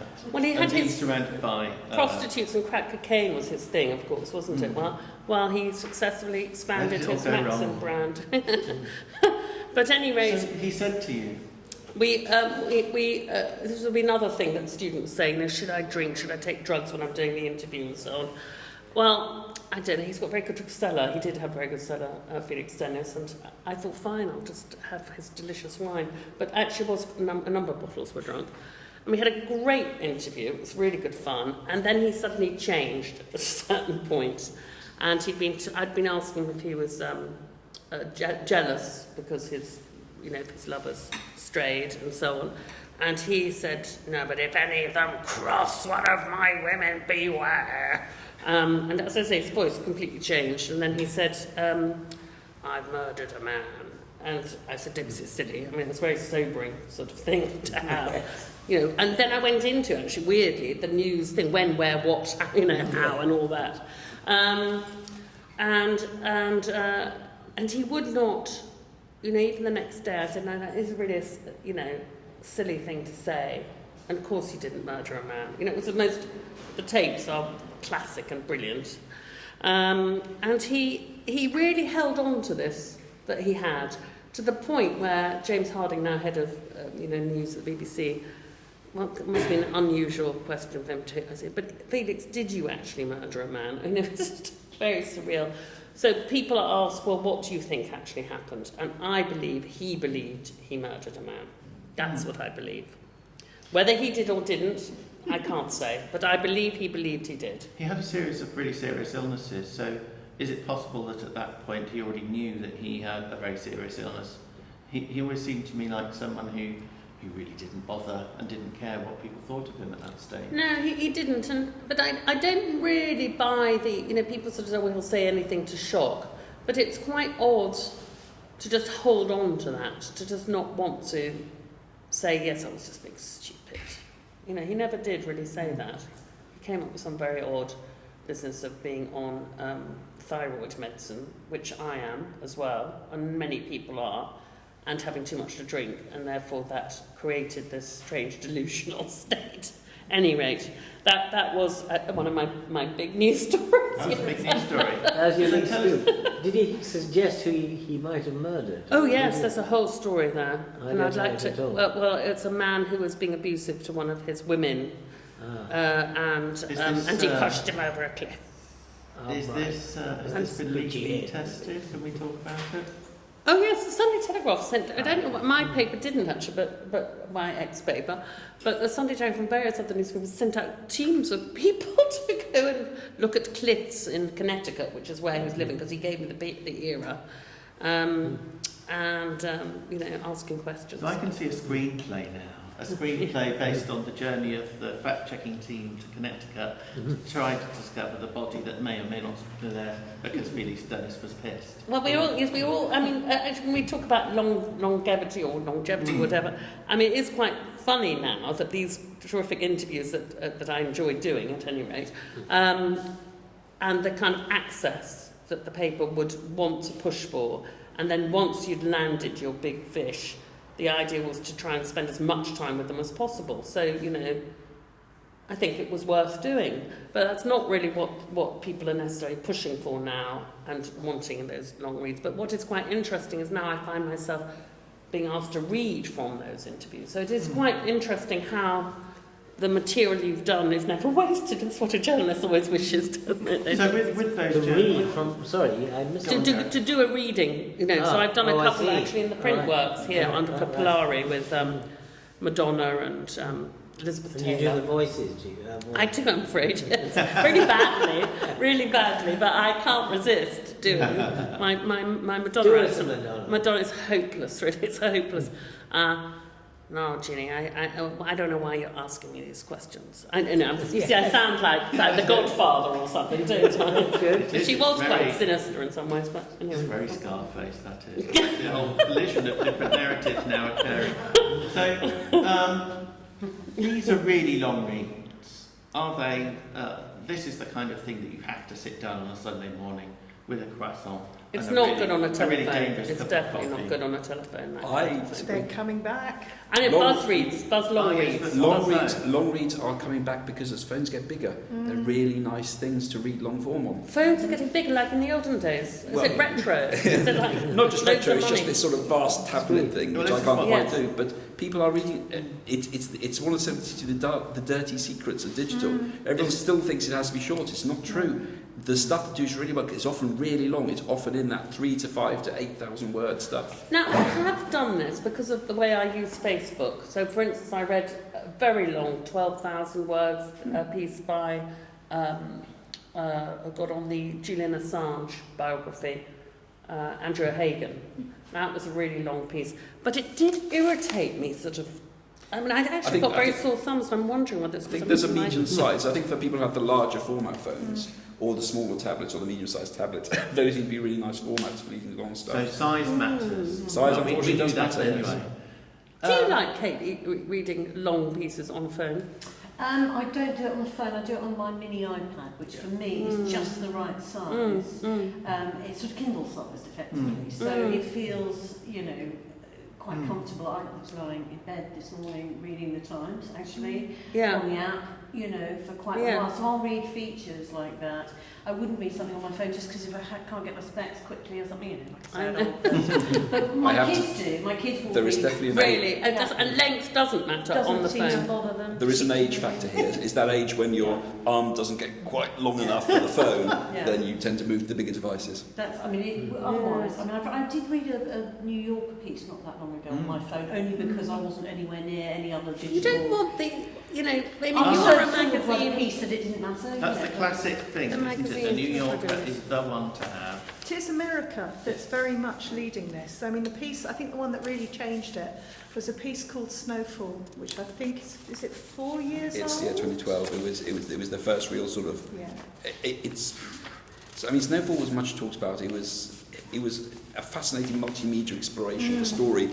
There wasn't actually a very interesting story, No, really. but it was long. Can you tell us, sorry, for those who don't know? I've never got to the end of it. I found it fascinating, but it was just basically there was a snowfall and lots of people got killed and trapped and stuff. It's beautifully written. It's beautifully written and beautifully designed, but the story at its heart is not that interesting. The thing that I found more compelling was The Guardian did something about 2 or 3 years ago towards the end of the whole NSA files thing. They called the NSA files Decoded, which was a really rich, really long multimedia exploration of that whole thing. So you had little clips from some of the key players, but it didn't make the mistake of making the video too long because most people want to read that in a written form, but those little clips of the video players gave you a little sort of sense of the personalities of the different people involved. They had this lovely little counter about sort of maybe 1,000 words in that told you how many gigabytes of data, terabytes of data the NSA had stored for later investigation in the time you'd been reading this article. So it was... Still long-form written stuff does well. There was a New Yorker interview, Johnny Ive of Apple, that did incredibly well a couple of years ago. There was a very long piece and they got a lot of access. The New Yorker is a classic example of a publication, a print publication, that you might want to leave lying around in the front room for people to see that you read. Maybe, but that might become a generation issue. I'm not sure that a younger generation growing up has that same sort of attachment. Yeah, you share it instead on Facebook, and then everybody can see Yes. how. That's why people share stuff before they've read it, and they do. There's lots of evidence that people share stuff because they've read it for exactly the same reason you want a copy of the New Yorker lying around your flat, even if you've never read the bloody But thing. then you're very exposing yourself for someone else say, how can you possibly like a piece like this, blah, blah, blah. Yeah. And then you've got to read it then, obviously. I'd like to know about your beautiful magazines you have lying around. What are they? The one I particularly mentioned was called Drift, which it comes out every 6 months or so, and it's a huge sort of bigger than it's slightly bigger than A4, less than A3 magazine about coffee, but coffee culture in a particular city. So I think the most recent one was about Sweden, and it's about big, full-page, glorious photography. You know, some long articles, some short articles. It's really just a physical object that rejoices in the quality of print. I just had taken some notes here because Kinfolk. Yes, that's another example. So it's now selling for upwards of £500, the first issue, and rising. Which one's that? Can you tell me? It's again? called Kinfolk. It's a really sort of beautiful. So there are. Yeah. And there's there sort is of there's folk a going renaissance on, of actually. magazine publishing, isn't there? And there is a shop in Brighton. Gentlewoman. Just sells magazines. Just south of City University in Islington in London, there's a shop called Mag Culture that's just full of these things. And if you like print, if you're passionate about print as a beautiful thing in its own right, go to that shop because it's absolute heaven. The It's gentlewoman and all of that. Yeah, it's really bad for me because I do love these expensive print products, even though I'm very digital, and I have to walk past this when I'm going to lecture. So that can be quite expensive, and lecturing doesn't pay very well. So it's a question of whether I'm actually making money off it in the end. So, before we go, I want to talk to Derek next, but tell us about Trump. Were you transfixed by his hairpiece? Well, I mean, I I didn't get a scoop out of Donald Trump, but it was obviously, you know, How now long ago was this? oh God, I don't know, maybe 10 years ago or something. Right. Quite a long time ago. I have to say, like all villains, he was just crazily fun to interview. And he because I would laugh with glee as he would tell these terrible things that he'd done. Do you know what I mean? Like, he had a building and he was trying to get the tenants out. Well, you know, that's what the story was, but he didn't admit to this. And I said, well, did you do any kind of Rackman, like, you know, putting racks into the building or anything like that? And he said, No, sorry, here we go, another bad Yeah, good, accent. yeah. Here we go. Eric's taking shorthand notes, and this is going to appear in the Police Gazette soon. Carry on. No, I was very humanitarian. I put in homeless people in the corridors. It was a very humanitarian act. Anyway, you know, so of course I just snorted with laughter and said, oh my God, you know. And he'd tell other stories. And because I laughed with, you know, really, why I've always got good interviews out of men is that they love talking about themselves, and it's flattering to have somebody on bated breath, you know, sort of like, really? And so he just got worse and worse, and the copy got better and better. And I think he'd done something terrible. I don't know why I was laughing, just because I just thought, I can't believe you're saying this to me, carry on, you know. Yeah. But he did some beautiful caryatid, sort of Art Nouveau caryatids or something, and they were listed, and he wanted to obviously do his Trump thing, and he just basically smashed the building down in the middle of the night, and he said, I just hadn't managed to receive the thing from the council or whatever in Manhattan. And so he would just shamelessly, well, I mean, of course that's what he's doing now, he's shameless, isn't he? You know, everybody knows what you're getting, there's no kind of artifice. He's shameless. He absolutely shameless, but I have to say, you know, like a sort of Tom Wolfe character, modern Tom Wolfe character. So is there a, I mean, when I read about people doing profiles, I read these days that people like Madonna particularly insist on copy approval. Oh, I hate all that. And you won't get to publish most of it because of copyright copy approval. So how do you get over that? Is it real? Does it happen? Well, I don't, I'm very clear about not doing copy approval. And in fact, with Madonna, that would be a huge drama, because we didn't really hit it off at a certain point, and we'd had this whole business of Madonna being in bed with the Times, and it was when she did those children's books, you know, for the Kabbalah, and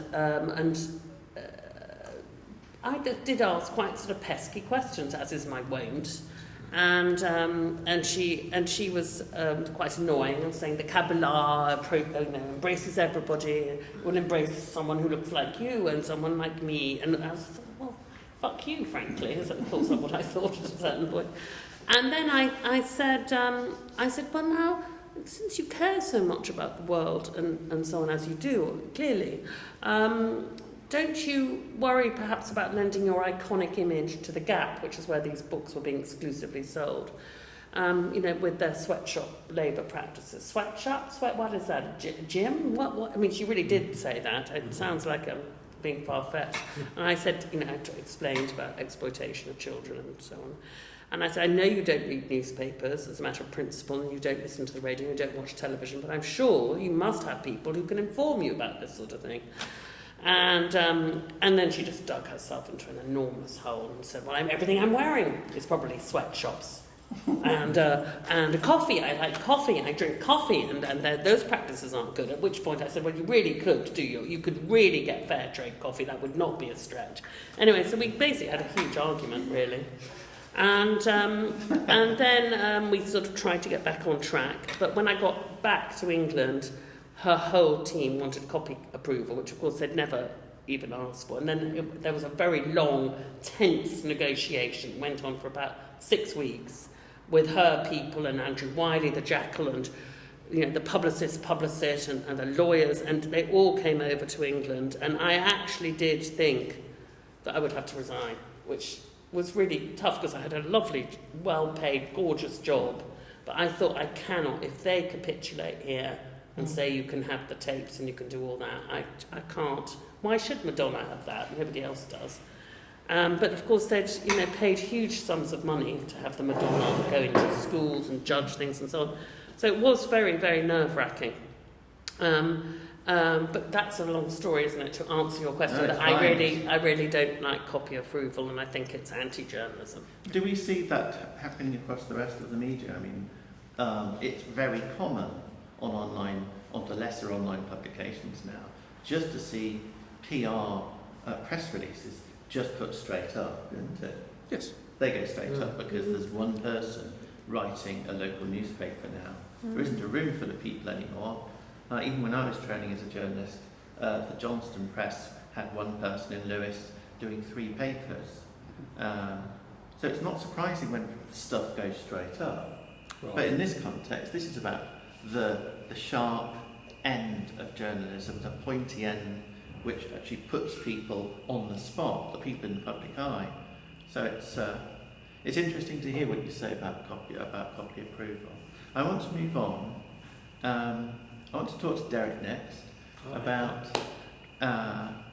where you've come from, the kind of writing you do, and really, I think I'm wondering whether your work is really very strongly, firmly situated in print.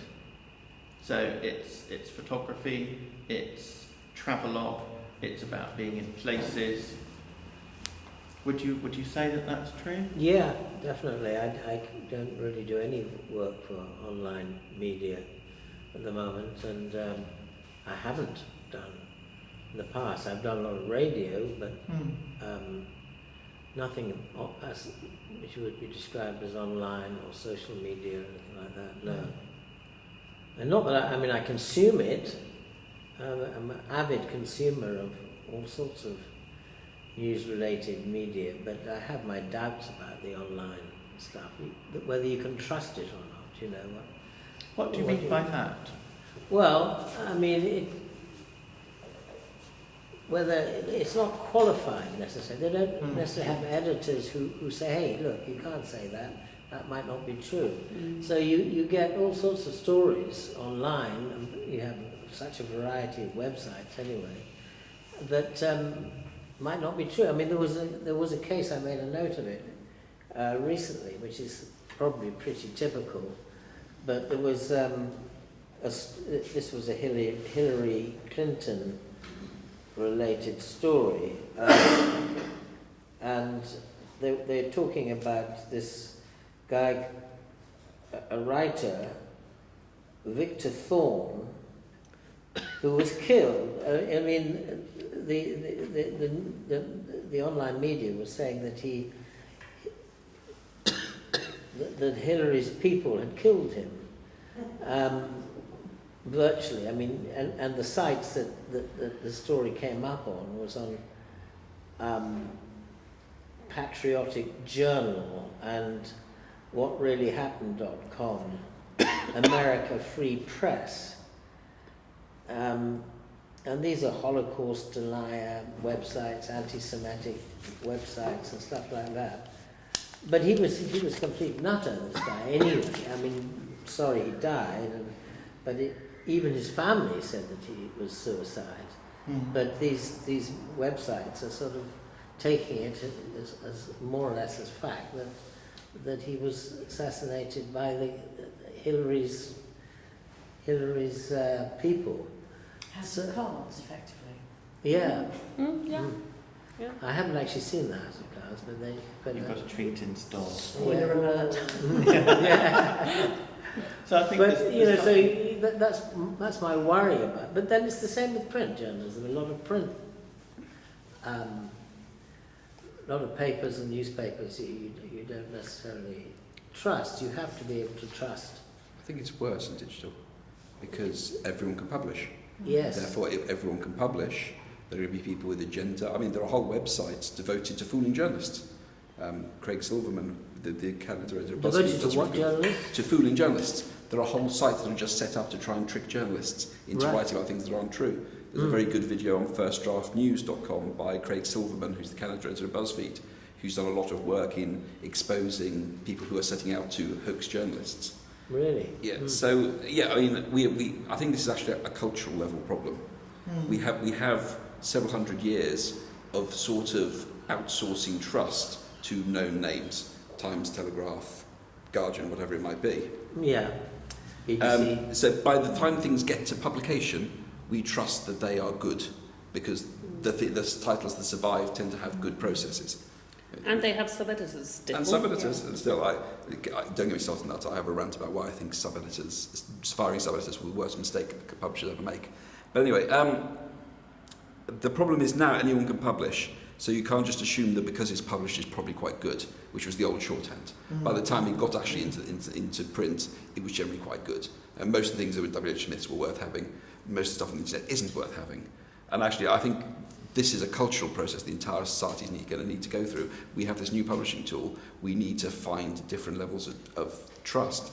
And actually, I think that needs to start in schools. I think we need to start teaching children critical thinking from way earlier, because we can't just outsource it anymore. There's too much stuff out there. How do you tell what's true or not? And there's nothing makes me despair more than seeing a journalist who, in every other situation, would minimally double source a story, retweeting a rumour on Twitter, like, why did your critical faculty suddenly turn off when you're exposed to social media?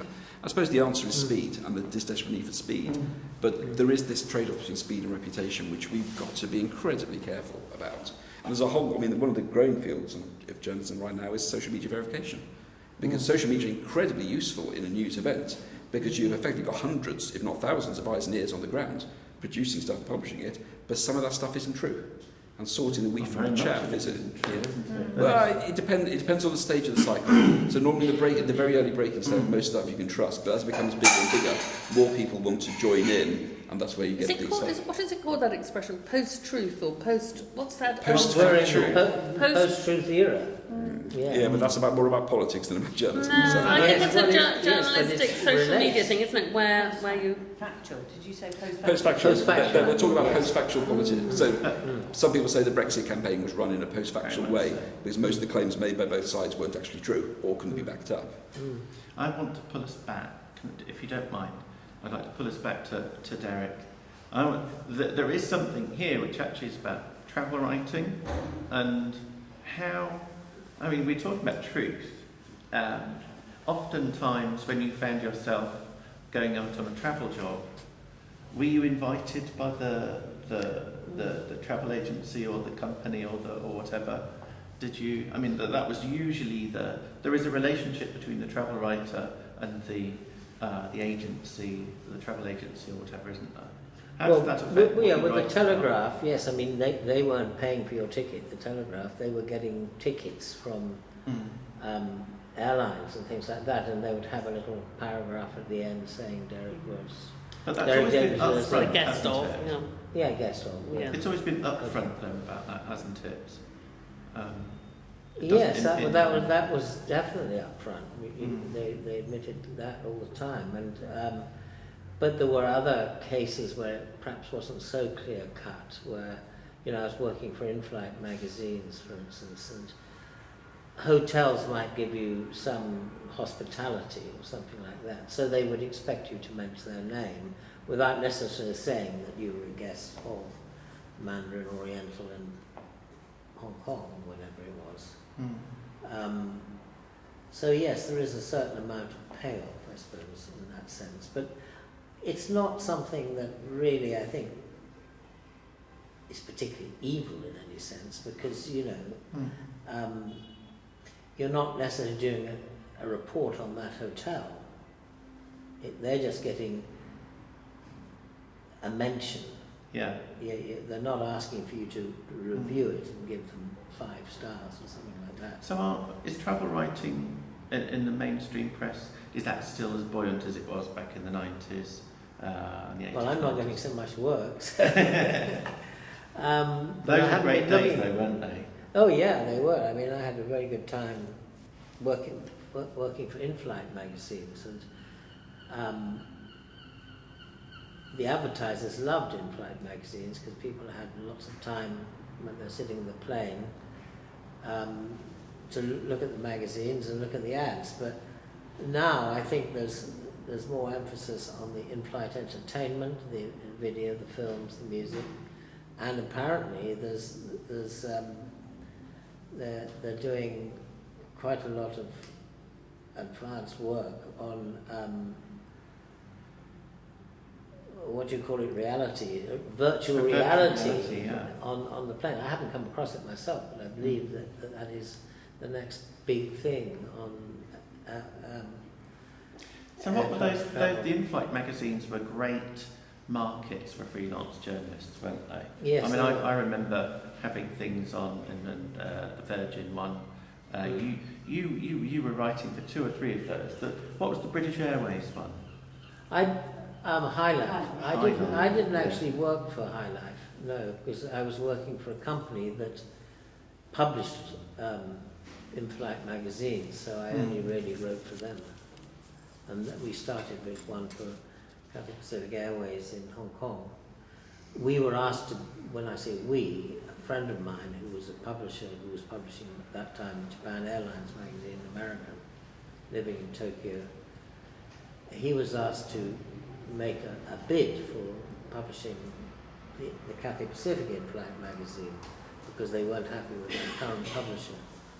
And I'd been contributing to his magazines in Tokyo, so he asked me to get involved. So we put a proposal together, a presentation, and went to the boardroom in Swire House in Hong Kong. And he did his very American, very articulate, very charming presentation, and we got the job.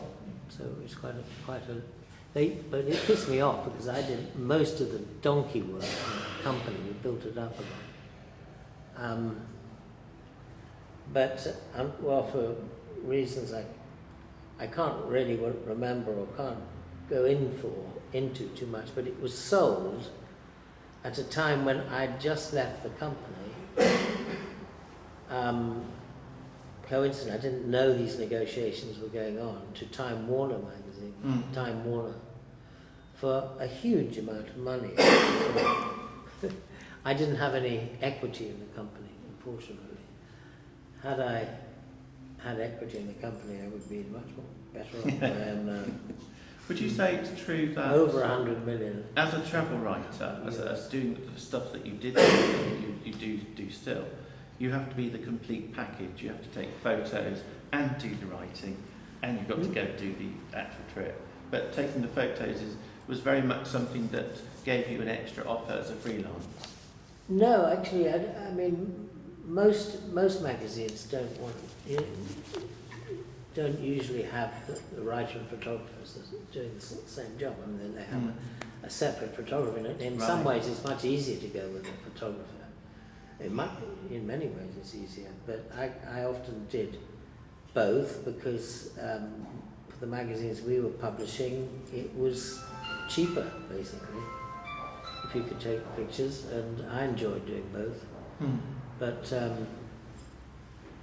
it's probably, in terms of quality, it's probably better to have a writer and a photographer. Yeah.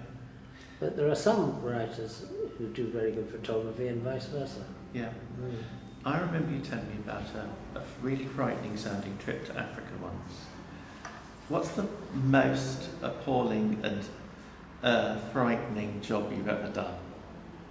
I remember you telling me about going to an African village where you had to drink something which had been passed around all of the other people in the village.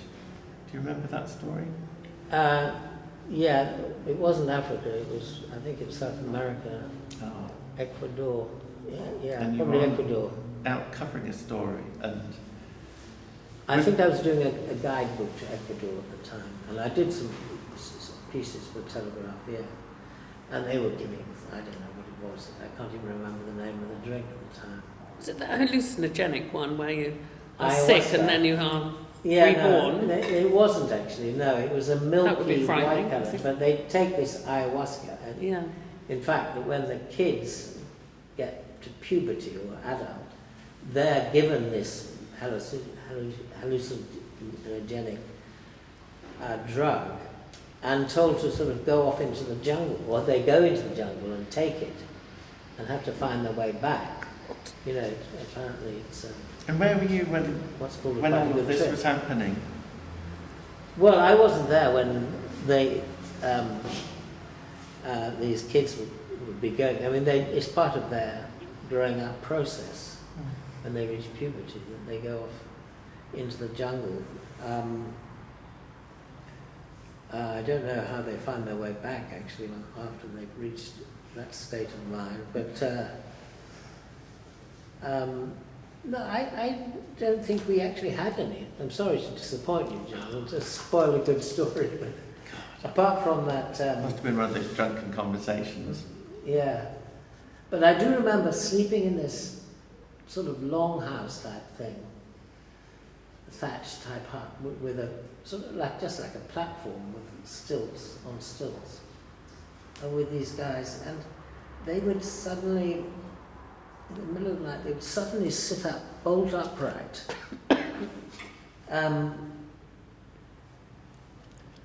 And apparently they only make their decisions according to their dreams, and it was like they dreamt something, so they sat upright so they could remember what the dream said, so they could decide what to do the next day, whether they were going to go off and murder the next village, the chief of the next village, or this foreigner who was living in the did you get any sleep that night? I don't think he slept a lot, no. It's not quite the freebie that we really relish, I don't think. It doesn't sound like a luxurious experience that you might. Right, we're moving on now. One of the very first photographs I had published back in 1985 was in ID magazine. Goodness me. It was only a little picture. I can't remember what it was of. It was a piece of art or something. But I was very proud of it. And Those were the glory days of, well, they still are. It's still a fantastic website. ID magazine was pretty darn cool in 1985, but it's actually one of the most amazing websites now. It's a really lovely thing to look at. Great quality writing, lovely photographs and great design. But Catherine Flett is a byline which I've seen for a long, long time. And well, I remember in 1985 in ID. 1985 in ID. But you've been through the whole, a long print career, a broadcasting career, and it's kind of gone full circle. So tell us a bit about where you started. What was ID happened right in the middle of the the post-punk era, wasn't it? It was punk publishing. ID was published and created on his kitchen table by a man called Terry Jones, not the Monty Python Terry Jones, who had been the art director of Vogue. And he was a very cool and groovy guy, and he decided he wanted to set up a fanzine that was about fashion and street style. And it was published in landscape format, and it was designed by him, and he sent out, young people to take photographs of other young people and come back and write up what they were wearing. Was that Derek Ridges? He was certainly one of the people who would have been involved early on. So it was just a stapled together fanzine, and it got sold in clothes shops, cool clothes shops in the King's Road and so on and so forth. And then a chap called Tony Elliott, who published Time Out very successfully, decided to take an interest in it and bought a share of it, I think 49%. And so it shifted shape, it went portrait, it looked a lot more like a magazine, it got an office. Glossy, colour. Matte actually, but lots of colour. Yes. And he invested in it and it became a proper magazine. And I went to work for ID in 1984 as a receptionist. I'd just been sacked from my job as manager of a shop called Fiorucci in the King's Road, which was a whole other story. And I was casting around for some sort of, gainful employment. I hadn't gone to university. I'd spent most of my teens falling over in nightclubs. I'd had a thoroughly good time. I'd signed on and worked, which is one of those things you could do back in the day. I like to say I've settled that debt, taxman, over the years. But so I spoke to a friend of mine who I got to know whilst working in Fiorucci. We sold ID magazine. My friend Karen Franklin came and said, I work for this magazine, could you do some modelling for it, and by the way, we need a receptionist. And this was the kind of environment that existed in the 80s. So A, I got a modelling job, B, I got a receptionist job. I had actually gone to Pitman's and done a shorthand typing course after I'd flunked out after my A-levels and let my parents down by not going to university. So that I had the proverbial thing to fall back on. I'd never had to fall back on it, but I went and said, I'll be a receptionist. And I got sacked because I was the world's worst receptionist. But Terry Jones said, sometimes in life, I'm sure we've all had those moments where you think, this is the moment where I must carpe diem, it is the thing that's going to change my life. And I was very lucky to have mine at the age of 20, when I was sacked by Tony Elliott, who said, my gosh, you really are a terrible receptionist. Terry Jones said, but the thing is, Kate, when you're not taking the phone messages that we all seek, you're jotting stuff down on Post-it notes all the time. What is that? I will pay you £200 a month. And you can write anything you like for the magazine. He literally never read a word I'd written. I mean, and I thought, this doesn't happen. And I just turned 21, and my dad had given me a few quid, not a vast amount of money. I was living in Brixton in a flat that was about to be in the centre of the riots, actually, in 1985. And so I had a few months where I could kind of juggle it, and I could afford to become a journalist for £200 a month. 6 months later, I was allegedly a journalist. The first piece I ever wrote was a history of jukeboxes.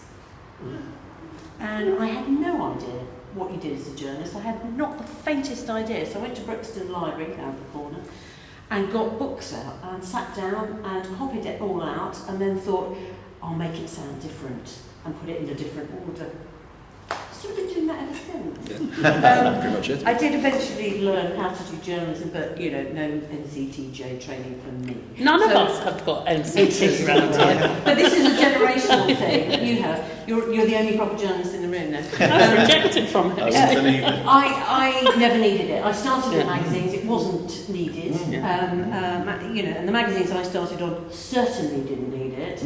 I moved from ID to a magazine called The Face. And I always say I've had two amazing mentors. I mean, I've had several sort of mentors and editors and people I've admired in my career. But I had two, right at the beginning of my career, two incredible mentors. And I say Terry Jones taught me how to break all the rules. I was fearless. Anything I wrote got published. Not really sucked. Nobody really took much notice of what was there. The design was so wacky half the time. You couldn't read it because it was out of register. Didn't matter. Anything I wrote, it went in there. And then in 1987, I moved to The Face. I was headhunted to go to The Face, and the editor of The Face magazine, Nick Logan, former editor of the New Musical Express and a proper journalist with proper training who started on local newspapers, he taught me what the rules were. Yeah. And I learned to sub, and I learned to rigorously edit, but with all the fearlessness that I'd acquired from having God, it was that way round. round. If it had been the other way around, I'm not sure how far I'd have got. I knew nothing. I learned on the job, and I'm a big advocate of learning on the job. And from there, I went on to become the features and fashion editor of that magazine, and then I left, and then I became the editor of a men's magazine, Arena. And then, so by the time I got to newspapers in the mid-1990s, 95 actually, I'd already had a decade in print, but I didn't consider myself, I know you were talking earlier about, still feeling like you're winging it. I was sort of like, well, I've done this, done that, done the other. And I also had a column in the Observer magazine, which was lovely at that point, whilst I was editing Arena magazine. But I thought, until I've gone and worked on a newspaper, I cannot call myself a proper journalist. So I went and did that. I probably still can't call myself a proper journalist, but I have been doing it for 31 years. So. What's the story of the covers of ID? Because it's a wink and a smile. A wink and a smile. So there's always someone. The logo of ID magazine, Terry Jones, utter genius art director. It's a lowercase I with a dash and a capital D, and you turn it on its side, and it's a winking smiley face. You can all do that in your heads. And the models of the covers all had to wink and smile, including Madonna. Yeah, I've got that copy still. Yeah. Amazing. It's worth a few quid if you read it. Yeah. Well, I'll go straight on eBay then. I still got my first copy of The Face, which I bought in W.H. Smith's in Watford High Street when I was 16. having always loved print, I mean, I have to say, you know, there was only one thing I was ever going to be able to do, and I'm lucky that I got to do it, because I was a passionate consumer of magazines. And I remember being 16 and seeing this new magazine in you know, April 1980. I'd literally just turned 16. I've got that too. And Jerry Dammers on the cover, and I just thought, oh my God, you speak to me. And this is this sort of interesting thing that's going on with magazines now. Print is not dead, print is niche. It's not vinyl, but it's kind of cool, like vinyl. It's a bit like the vinyl thing, A isn't little it? bit. And vinyl is now being sold again in Tesco. So, you know, it's the way people consume print is changing, and this idea, and it's happening in publishing, book publishing as well. It's just tipped over now that there are more sales of books than Kindle, than e-books. It's just tipped back the other way. But publishers are learning very slowly, because book publishers sort of still exist in a kind of Dickensian vacuum of slowness and irrelevance. But they're now recognising that if they can package books beautifully and make them lovely, then you want to leave them on your coffee table, because it says things about you that you know, nice digital doesn't do. So it's a nice object to hold. it's a nice, and we love it. And interestingly, my son, my 14-year-old son, reads books. He reads voraciously, and you know, we have the tattered Harry Potters being held together with, you know, that he started reading when he was 8 or 9. He will only read, he has a Kindle, he will only read books in print. He says they're not proper books unless they're printed. Love him for that. I know, and my boys, who are older boys, 28 and 25, are also books. Oh, that's it, because you would think that they would be super on the digital, wouldn't you? But you see, I love that, and it's true that you know, for me, early, you were talking about, you know, the difference between online journalism and, you know, digital journalism. There is no difference. All that's different are these, the tools of it. Journalism is exactly the same as it has ever been. It is about being interested and engaged with the world and wanting to tell people stories. You know, and it doesn't matter whether that's hard news, the softer end of things where we flourished, you know, whether it's columnists or whatever. The fundamentals are there. So the young people today, and I do a bit of helping out at Brighton Uni, who very kindly gave me a silly honorary degree last year for nothing, but bless them for that, because it was my only degree. I'm thrilled.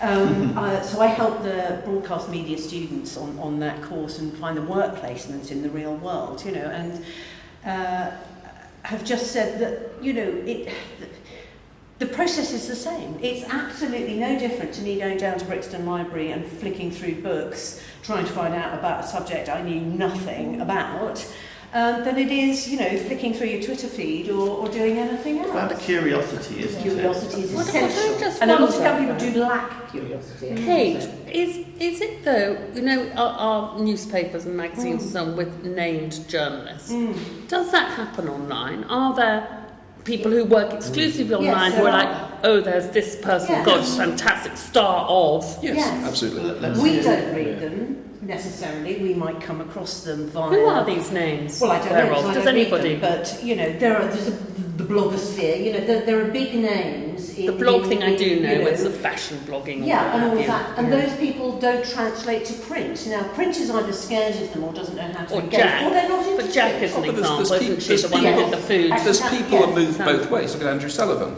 So, you know, magazine editor in the States, blogger for years, gone back into magazines now. You know, I think that's So it's a fluid. simple ratio. It is in areas. So in areas like fashion, like politics, and food, where they and some degree travel, where they have much more sophisticated online areas already. Then this is true. Most of the main big name reporters in technology now are all online only, because the technology space is virtually dead in price. Cory Doctorow, thinking about people like Walt Mossberg, Carl Swisher in the States, all those people. The big reporters are all now working almost exclusively online, because that area in computer games, massive industry, bigger than Hollywood. Computer game magazines are almost dead. There's only a handful of them left. Their entire market has been eaten by digital. Yes, it's hard to imagine those giant, really thick computer magazines with vast numbers of cover discs, AOL discs as far as you can see. Those are all dead now. Yes. They were the biggest magazines on the newsstand. But that's because you go online to Steam and you download your game directly and you play it via Steam. So if you haven't got a decent broadband connection, you're screwed.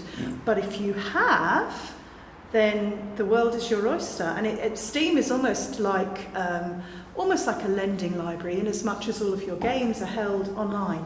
They're not sitting using up lots and lots of space on your computer at home. Instead, you go online and you get the bit that you want to play. So just it's cheap. explain briefly what Steam is. It's a kind Yeah, of so online Steam platform. is a platform that is just for PCs, and it's the equivalent to you going down to the local video game store or shop and buying your game of, I don't know, something like Grand Theft Auto, and taking it home and putting it onto your PS3 or your PS4.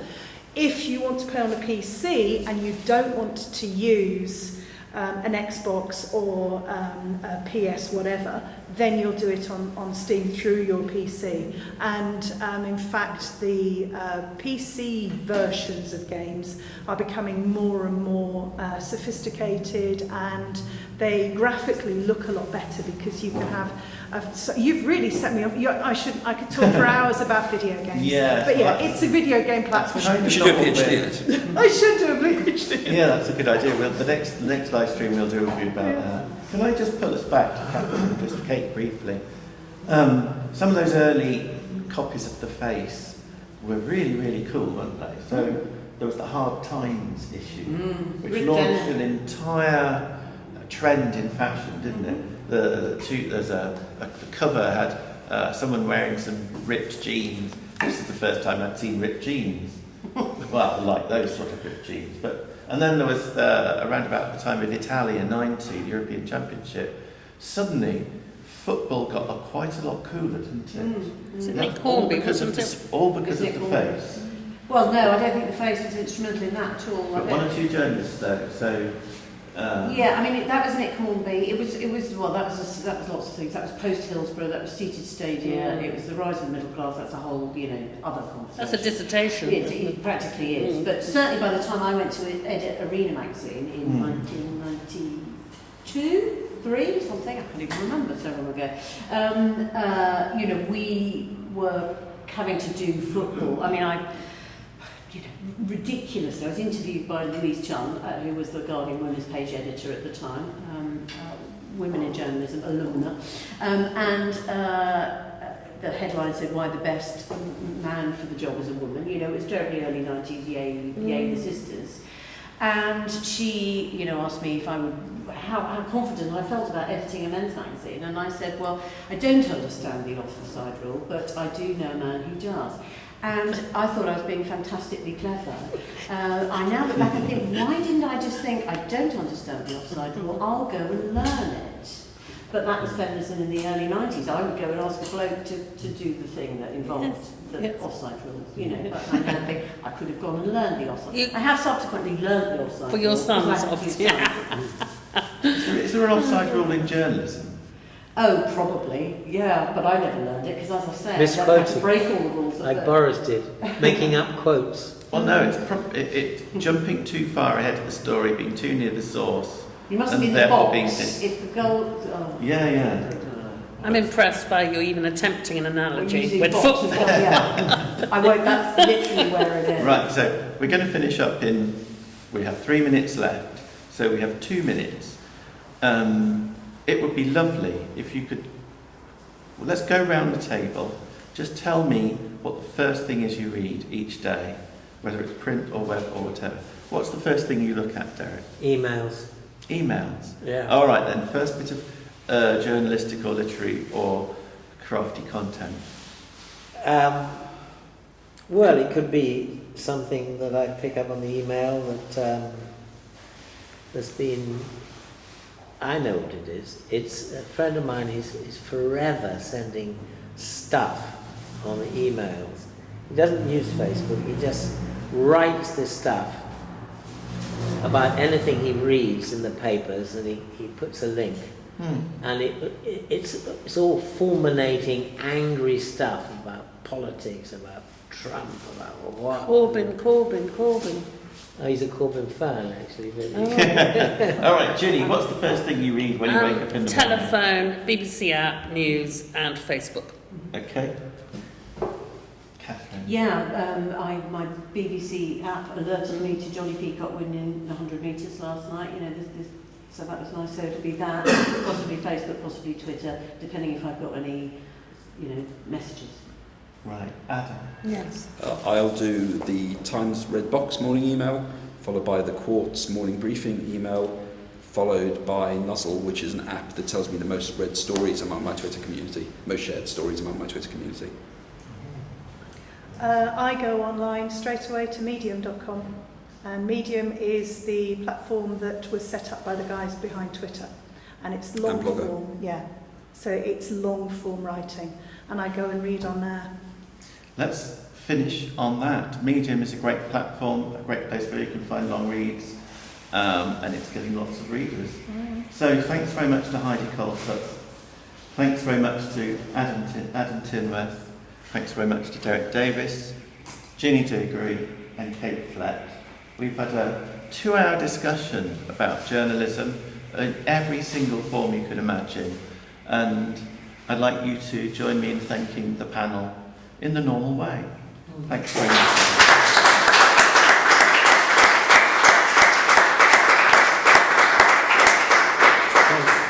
Thank you, John. And we're probably still running. So are we off now? Are we off now, Martin?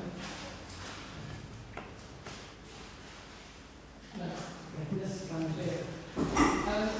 you'd like to stay for a drink, We're off. Thank you, everyone.